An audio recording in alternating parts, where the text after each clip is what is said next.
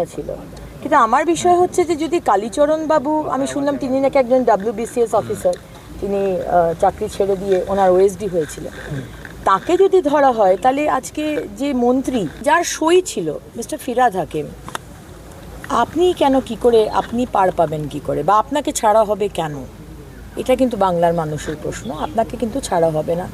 একটা অত বড় জমিতে পোর্ট্রাস লিজ দিয়েছে, কিন্তু আপনি সই করে তো স্যাংশন করেছেন, তাহলে আপনার তো দেখা দরকার ছিল যে মনিটরিং করার কথা, যে কোনো কিছু মানা হয়নি। এর দায় ফিরহাদ হাকিম বাবু আপনি নেবেন না, মুখ্যমন্ত্রী এক্স মুখ্যমন্ত্রী মমতা ব্যানার্জি আপনি নেবেন না, শুধু ওই OSD নেবে? তার তো চলবে না।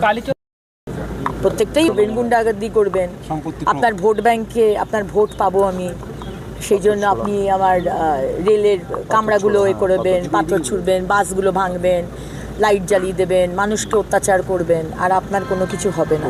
সেটা তো হতে পারে না।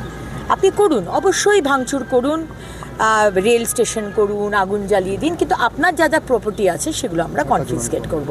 আপনার প্রপার্টি বলুন, বাড়ি বলুন, সোনা দানা বলুন, জমি বলুন, সব আমরা নিয়ে নেব। CMERI central mechanical and engineering research institute, আমরা সরকার জমি দেবো, ওনারা নো হাউ দেবেন, টেকনোলজি দেবেন, আমরা ইনস্ট্রুমেন্টগুলো ওনাদের মতো করে বানিয়ে দেবো, এবং যারা টেন্ডার ভরবে তারা সেই মালটাকে নিয়ে যে যার জায়গায় পৌঁছবে। প্লাস্টিক থেকে যেটা হচ্ছে সেটা RDF বলে, সেটা চলে যাবে সিমেন্ট ফ্যাক্টরিতে, সেগুলোকে নেয়। যেটা মেটাল সেটাকে আলাদা করে সেটাকে কোথাও দেওয়া, যেটা ইনার্ট বলে বা অর্গ্যানিক ওয়েস্ট যেটা বলে সেটা মাটির মধ্যে চলে যায়, সেটা খুব ভালো ফার্টিলাইজার। তো এই কাজটা ওনারা আমাদের জন্য করে দেবেন। তো একটা তো MOU তো হবেই, আমরা যে এতগুলো সারা বাংলা জুড়ে করব, সেটা তো একটা MOU তো হতেই হবে। বিদেশ কেন যাবেন? আজকে আপনারা স্বাস্থ্যসাথী কার্ড করেছিলেন, আমরা আয়ুষ্মান ভারত করে দিয়েছি, PGতে ভালো ব্যবস্থা আছে। চোখ অপারেশন বলুন, মাথার যদি কোনো ব্যামো থাকে সেটা বলুন, ব্রেন অপারেশন, যে কোনো শারীরিক অপারেশন আমরা করে দেবো। অভিষেক বাবু, আপনাকে বাইরে যেতে হবে না, আমেরিকা, দুবাই, সিঙ্গাপুর যেতে হবে না, আমরা এখানে ব্যবস্থা করে দেবো। আয়ুষ্মান ভারত কার্ড আছে তো, খরচার জন্য চিন্তা করতে হবে। তো কেউ তো বারণ করেননি করতেই পারেন, কিন্তু সরকারের নিয়ম মেনে করতে হবে।